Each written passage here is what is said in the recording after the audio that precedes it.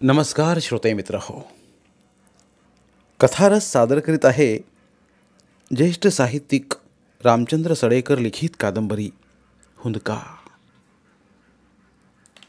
प्रकरण 30. बुटांचा खाड आवाज करीत जेलर पटांगणात आले. संध्याकाळचे रंग आकाशाच्या कॅनव्हासवर दिसू लागले होते. काही कैदी जेलमधील पटांगणात खेळत होते तर काही आराम करीत होते. जेलरने स्वतःच्या अख्ख्यात्यारीत जी मोकळीक दिली होती त्याचाच फायदा कैद्याने घेतला होता. कैद्यांचा हॉकीचा खेळ अगदी रंगात आला होता. आपण पुढे जाऊन त्यांच्या रंगाचा भंग करावा असे जेलरना वाटले नाही. ते तिथेच उभे राहून खेळ पाहत होते. तो खेळ पाहताना कैद्यांना आपण लाकडाच्या हॉकी स्टिक्स करण्यास परवानगी दिली याचे त्यांना समाधान वाटत होते. चेंडू वामनच्या ताब्यात येतात ज्या कौशल्याने वामनने इतर कैद्यांना चुकवीत चेंडू प्रतिस्पर्ध्यांच्या गोलमध्ये घुसवला होता ते पाहून प्रेक्षक कैद्याप्रमाणेच न राहून जेलरही ओरडले होते. गोल! जेलरची उपस्थिती जाणवताच खेळ थांबला होता. त्यामुळे जेलरनाच अपराध्यासारखं वाटलं होतं. त्यांनी जागेवरूनच वामनला खुणावून बोलावलं. छान खेळतोस ना तू हॉकी. वामन जवळ येतात जेलर म्हणाले, जेव्हा जेव्हा मी तुला हॉकी खेळताना पाहतो तेव्हा तेव्हा मी माझा कामाचा ताण विसरतो. कशी वाट चुकलास तू तुरुंगात? वामन काही बोलला नाही. तुझे पत्र आले आहे. वामनकडे पत्र देत जेलर म्हणाले. वामनने अधाशासारखे पत्र खेचून घेतले. जेलर हसले, म्हणाले, तू कुटुंब वत्सल माणूस आहेस असं मी अनुभवावरून सांगू शकतो. तुझ्याकडून तो गुन्हा घडलाच कसा याचंच मला आश्चर्य वाटतं. हे वर्ष संपलं की तुझ्या शिक्षेची मुदतही संपते आहे. तू तुझ्या मुलीबरोबर आणि नातेवाईकांबरोबर सुखासमाधानाने राहावे हीच माझी इच्छा आहे. जेलर इमारतीमध्ये दिसेनासा होताच वामने घाईघाईने पत्राचा लखोटा फोडला. जेलरना आपल्याबद्दल आता फार सहानुभूती आणि आपुलकीही वाटते म्हणून जेलर स्वतः आपणास पत्र देण्यास आले याची त्याला जाणीव होती. पत्र नम्रताचे होते. न चुकता आणि इतरांच्या नकळत नम्रता गेली कित्येक वर्षे त्याला सातत्याने रेखासंबंधी पत्र लिहित होती. या पत्रातूनही आपल्याला रेखाची खुशाली कळणार या आनंदात वामनने लखोट्यातून पत्र बाहेर काढले. आणखी एका वर्षाने त्याचा तुरुंगवास संपणार होता आणि मग रेखाला भेटण्यास त्याला कोणीही रोखू शकणार नव्हते. 14 वर्ष रेखापासून त्याला दूर राहावं लागलं होतं. त्याची भरपाई तो केवळ एका वर्षात करणार होता. अपार माया करणार होता तिच्यावर आणि केवळ तिलाच सुखात ठेवण्यासाठी जगणार होता तो. स्वतःशीच हसत वामनने पत्र वाचले. नम्रताने लिहिले होते की रेखा खुशाल आहे. आता ती 10वी SSCला आहे. म्हणजे माझी रेखा 15 वर्षांची झाली. किती भराभरा दिवस गेले. या विचारातच रेखा कशी दिसत असेल याची कल्पना वामन करीत असतानाच वामन नम्रताच्या एका ओळीपाशी अडला होता. नम्रताने लिहिले होते, रेखा फार सुंदर दिसते. तिने बिंदुवंशेच रूप घेतले आहे. तिच्या आणि बिंदुवंशा रूपात इतके साम्य आहे की हा परमेश्वरी चमत्कार पाहून मन थक्क होते. परत परत वामन पत्राचा तो भाग वाचत राहिला होता. त्या क्षणी त्याच्या डोळ्यांसमोर बिंदू उभी राहिली होती. बिंदूमध्येच तो रेखाला पाहण्याचा प्रयत्न करीत असतानाच जेलची घंटा घन घन करीत वाजली होती. वामनने पत्राची हळुवार घडी करून पत्र मुठीत पकडले आणि इतर कैद्यांसह तो तुरुंगात परतला होता. परतताना तो स्वतःच्या मनाला समजावीत होता की फक्त 1 वर्ष राहिलं आहे. 1 वर्षानंतर आपण सुटणार आहोत. शाळेतून घरी येताच हातपाय धुवून रेखा अल्बम पाहण्यास बसली दिसताच शकुंतलाबाईंनी नाक मुरडले होते. काय म्हणायचं या पोरीला? नापसंतीच्या स्वरात त्या नम्रताला म्हणाल्या. सदान कदा फोटो पाहत बसते. तिला समजाव जरा. आता 10वीला आहे ती. नम्रतालाही रेखाचे आश्चर्य वाटत होते. अल्बम पाहून रेखाला काय समाधान मिळत होते हे तिला कळत नव्हते. परंतु वेळ मिळेल तेव्हा रेखा अल्बम हातात घेऊन बसत होती. तिचे हे अल्बम वेळ दिवसेंदिवस कमी न होता वाढतच चालले होते. रेखाने फोटो उलटला आणि बिंदूचा हसऱ्या चेहऱ्याचा फोटो पाहून तिला गलबलून आले. अगदी फुलासारखी नाजूक होती आपली आई. किती सुंदर दिसत होती. आपणही अगदी तिच्यासारख्या दिसतो असे आजी आणि माम्मी म्हणतात. आज आई असती तर आपण आपले इतके लाड करून घेतले असते. सुदेश जसा माम्मीकडे हट्ट करतो तसा आपणही हट्ट केला असता. माम्मी आपल्यावर खूप प्रेम करते, परंतु तरीही आपण सुदेशसारखा अधिकार तिच्यावर गाजवू शकत नाही. पण आपली आई असती तर. रेखाचे मन आवर्तात सापडले होते. आपल्या वडिलांनी आईला जाळून मारलं पैशासाठी. दुष्ट. बिंदूसाठी ओलावलेले रेखाचे डोळे वामनच्या विचाराने क्षणात कोरडे झाले होते. धगधगत्या नजरेनंच ती वामनच्या फोटोकडे पाहत होती. वामन तिला आठवत नव्हता आणि फोटोतील वामन अगदी साधा सरळ वाटत होता. तरी त्याच्याबद्दल तिच्या मनात घृणाच निर्माण झाली होती. तिच्या चेहऱ्यावरचे फेरफार नम्रता आश्चर्याने निहाळत असताना शर्टाच्या बाहीनेच ओठाला लागलेले दूध पुसत सुदेश तिथे आला होता. रेखाताई, आपण खेळायला जाऊया. रेखाजवळ उभा राहत तो म्हणाला. मी नाही येत. जा, तू जा. अल्बममधील मान वर न करताच रेखा म्हणाली आणि सुदेशला राग आला. सारखी सारखी अल्बम काय पाहत असतेस? चल चल खेळायला. मला खेळायचंच नाही आहे.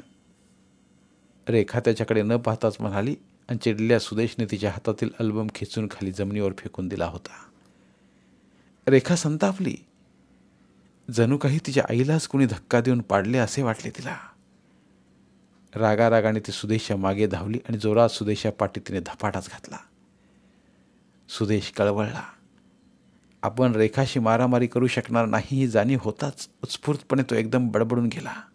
साली वामनची अवलाद मला मारते. हरामखोर. राक्षस होता तुझा बाप. राक्षस. सुदेशच्या तोंडची मुक्ताफळे ऐकताच रेखा स्तंभित झाली होती. तिचा सारा आवेश लोपला होता. चेहरा रडवेला होऊन गलित गात्र झाल्यासारखी ती उभी राहिली होती. शकुंतलाबाई आणि नम्रता तर सरदच झाल्या होत्या. दारूच्या नशेत नागेश जे बरळत होता तेच शब्द सुदेशने उच्चारले होते. नागेशच्या बडबडण्याचा परिणाम रेखावर होत नव्हता.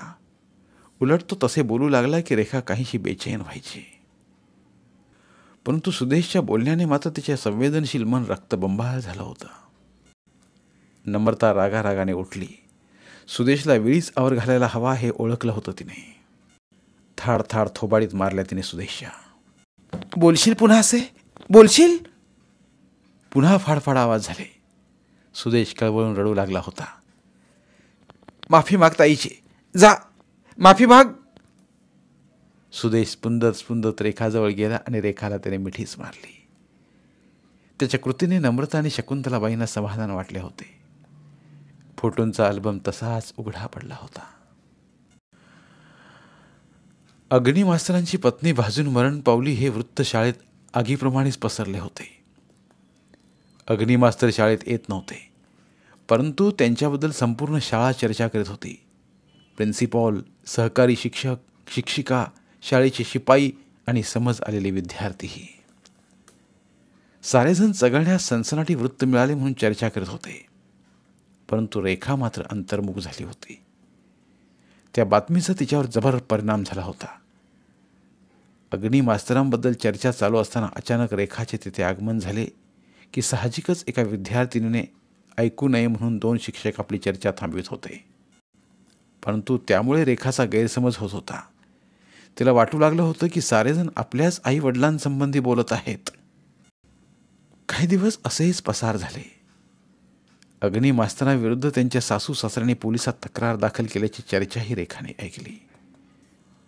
अग्निमास्तरांना शाळेतून जायला सांगतील आता, रेखाची मैत्रीण तिला सांगत होती. रेखा आपले ओठ घट्ट मिठून होती. तिच्या मनात अग्निमास्तरांबद्दल टप्प्याटप्प्याने संताप दाटून येत होता.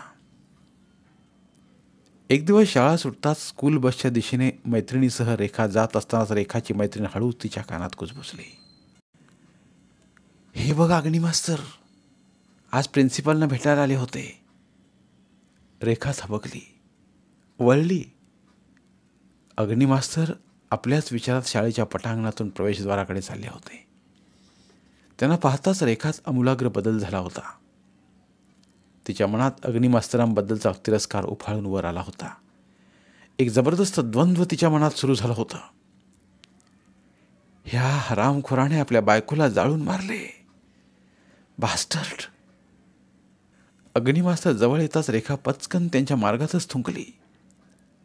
14 वर्ष तिच्या मनात साचून राहिलेला संताप खदखदत होता. त्याला आज वाट सापडली होती. दारूच्या नशेत बरळणाऱ्या नागेशचे बोलणे रेखाच्या मनात इतके ठसून गेले होते की आपल्या बायकोला छळणाऱ्या नवऱ्याची तिच्या मनात राक्षसाची प्रतिमा तयार झाली होती. या राक्षसांचेही दहन करायला हवे असे आपसुकच तिचेही ठाम मत झाले होते. रेखा अचानक अंगावर थुंकल्याप्रमाणे थुंकलेली पाहून अग्नी मास्तर दचकून थांबले होते. किंचित रागाने ते रेखाकडे पाहत असतानाच रेखाची जळजळीत नजर त्यांच्या नजरेला भिडली होती. कसाई? रेखा त्यांना ऐकू जाईल अशा आवाजात म्हणाली. रेखाची मैत्रीण आश्चर्याने तिच्याकडे पाहत असतानाच रेखा आजूबाजूने स्कूल बसकडे अथवा आपल्या घराकडे जाणाऱ्या विद्यार्थ्यांकडे वळून जोराने ओरडली. या, लवकर या, सर्वजण या. पैशासाठी आपल्या बायकोला जाळून मारणाऱ्या अग्नी मास्तरला पाहायला या, या. तिच्या ओरडण्याने अग्नी मास्तर हबकून गेला होता. एक कोवळी पोर आपल्याला आव्हान देऊ पाहते आहे, आपला उपमर्द करते आहे, हे त्यांना सहन झालं नव्हतं. तावातावाने पुढे होत त्याने रेखाला मारण्यासाठी आपला हात उगारला आणि अंगात संचारल्या रेखाने त्यांचा हात आपल्या शरीरातील साऱ्या शक्तीनिशी वरच्यावर पकडून ठेवला होता. तुझ्याकडून मार खायला मी तुझी बायको नव्हे, सरळ एकेरीवर येऊन तीक्ष्ण स्वरात रेखा म्हणाली. दुसऱ्या क्षणी मास्तरांचा हात झटकत ती पुन्हा ओरडली होती. पहा, आपल्याला नीतिमत्ता शिकवणारा हा मास्तर स्वतःची नीतिमत्ता गमावून बसलेला आहे, पहा. क्षणार्धात तेथे सारी मुले गोळा झाली होती. अग्नी मास्तर रागाने थरथरू लागले होते. ह्यानेच आपल्या बायकोला जिवंत जाळले. समाजातील राक्षसांचे हा नालायक माणूस प्रतिनिधित्व करतोय. ह्याला धडा शिकवा. अग्नी मास्तर तिथून निष्ठू पाहत होते, पण आता साऱ्या विद्यार्थींनी त्यांच्याभोवती कडे केले होते. मारा! तिरस्काराने रेखा ओरडली आणि पुढच्या क्षणी रेखाने आपल्या पायातील चप्पल हातात घेऊन फाडकन अग्नी मास्तरांच्या थोबाडीत मारली. प्रथम रागावलेले अग्नी मास्तर त्या क्षणी भेदरून गेले. बायकोला जाळताना निर्दय झालेले अग्नी मास्तर विद्यार्थ्यांकडे मात्र दयेची भीक मागत होते. रेखाने हात उचलताच तेथे कडे करून उभ्या असलेल्या प्रत्येक विद्यार्थ्याने आणि विद्यार्थिनीने पायातील बूट अथवा चप्पल हातात घेऊन अग्नी मास्तरांना बडवले होते. अग्नी मास्तरांच्या कपाळीचे रक्त पटांगणातील मातीत केव्हा मिसळले हे कोणाला समजलेच नव्हते. प्रिन्सिपॉल शिपायांसह धावत आले तेव्हा सारेजण घाबरून पळाले होते. फक्त रेखा मात्र हातात चप्पल घेऊन तशीच उभी होती. प्रिन्सिपॉलना अग्नी मास्तरांबद्दल अजिबात सहानुभूती नव्हती. घटनास्थळी येताच त्यांनी रेखाला अग्नी मास्तरांना मारण्यापासून परावृत्तही केलं नव्हतं. अग्नी मास्तरांनी मात्र प्रिन्सिपॉलचे पाय धरून त्यावर डोके ठेवलं होतं. सर, मला वाचवा. माझा गुन्हा मी कबूल करतोय. मीच माझ्या बायकोला जाळून मारलं. ओक्साबोक्षी रडू लागले होते अग्नी मास्तर. पण कोणालाही त्यांची कीव आली नव्हती. उलट त्यांच्याच तोंडून त्यांच्या अपराधाचा कबुली जबाब ऐकता सर्वजण थरारले होते. प्रिन्सिपॉलना तर अग्नी मास्तरांचा स्पर्श नकोसा वाटला आणि ते झटकन अग्नी मास्तरांपासून दूर झाले होते. त्या क्षणी तेथे वार्ताहर कसा टपकला हे कोणालाच समजलं नव्हतं. परंतु फोटोचा फ्लॅश चमकता सर्वजण भानावर आले होते. वार्ताहर खुश होता. जबरदस्त बातमी त्याच्या वर्तमानपत्रासाठी मिळाली होती. शिवाय फोटोही छान मिळाला होता. शाळेच्या इमारतीच्या पार्श्वभूमीवर अग्नी मास्तर धुळीत पडले होते. प्रिन्सिपॉल, इतर शिक्षक, विद्यार्थिनी यांच्या साक्षीनेच रेखा अग्नी मास्तरांना चपलेने बडवीत होती. असाच फोटो होता तो. सकाळचे वर्तमानपत्र उघडीत शंतनूरावांनी चहाचा कप ओठाला लावला आणि चहा न पिताच कप खाली ठेवला. वर्तमानपत्रात पहिल्याच पानावर रेखाचा फोटो पाहून आश्चर्याचा धक्का बसला होता त्यांना. नंतर बाजूलाच रेखा अग्निमास्त्रांना चपलेने बडवीत असलेला फोटो पाहून त्यांचे डोळे विस्पारले गेले होते. वर्तमानपत्राने रेखाचा गौरव केला आहे हे बातमीच्या मंथळ्यावरून त्यांच्या लक्षात आले होते. म्हणूनच अधाशाप्रमाणे त्यांनी बातमी वाचून काढली. बातमी वाचतानाच आपल्या शरीरात विजेचा प्रवाह खेळला गेला आहे असा भास होत होता त्यांना. उत्तेजित स्वरातच शंतनूरावांनी हाका मारल्या होत्या. शकुंतला, नम्रता. त्यांच्या आवाजाने घाबरूनच नम्रता आणि शकुंतलाबाई धावत बाहेर आल्या होत्या. आग लागल्याप्रमाणे काय ओरडता आहात तुम्ही? रागाने शकुंतलाबाईंनी विचारले. 14 वर्षांपूर्वी आपली बिंदू भाजून मेली. ती आग अजून धगधगते आहे. गदगदलेल्या स्वरात शंतनूराव म्हणाले. त्या आगीची झळ समाजातील कित्येकांना लागली आहे. शंतनूरावांनी वर्तमानपत्रे त्या दोघींच्या दिशेने फेकली. बघा, अरे आपल्या रेखाराणीची करामत बघा, तिचे धाडस बघा. जे मी 14 वर्षांपूर्वी करायला हवं होतं ते ती आज करत आहे. ब्रेव्हो, मला अभिमान वाटतो रेखाचा. शंतनूराव भावनावश झालेले पाहून नम्रता चकित झाली होती. वर्तमानपत्रात तोंड खुपसून ती बातमी वाचत असतानाच नागेश तिच्या खांद्यावर वर्तमानपत्रात डोकावला होता. बातमी वाचताच एक अनामिक शिरशिरी त्याच्या पाठीच्या मणक्यातून दौडत निघून गेली होती. आपल्या अक्षम्य गुन्ह्याचे परिणाम 14 वर्षानंतरही दिसून येत आहेत हे पाहून तो घाबरला होता. त्याच्या 14 वर्षांपूर्वीच्या कृतीचे पडसाद 14 वर्षानंतरही उमटले होते. धन्यवाद. उर्वरित कादंबरी पुढील भागात. धन्यवाद. प्रिय श्रोते मित्र हो, आपल्यासाठी एक आवाहन. आमच्या चॅनलच्या प्लेलिस्ट विभागात तुमच्यासाठी शेकडो कादंबऱ्यांचे ऑडिओ बुक्स उपलब्ध आहेत. तिथे प्रत्येक कादंबरीचे सर्व भाग एकत्रित मिळतील. त्यामुळे सध्या सुरू असलेल्या क्रमशः कादंबरीच्या पुढील भागासाठी वाट पाहण्याची गरज नाही. तुमच्या वेळेनुसार तुम्ही संपूर्ण कादंबरी सलगपणे ऐकू शकतात आणि साहित्याचा आस्वाद घेऊ शकता. कृपया आमच्या चॅनलच्या होमपेजवर जाऊन प्लेलिस्ट चेक करा आणि तुमची आवडती कादंबरी निवडा. धन्यवाद.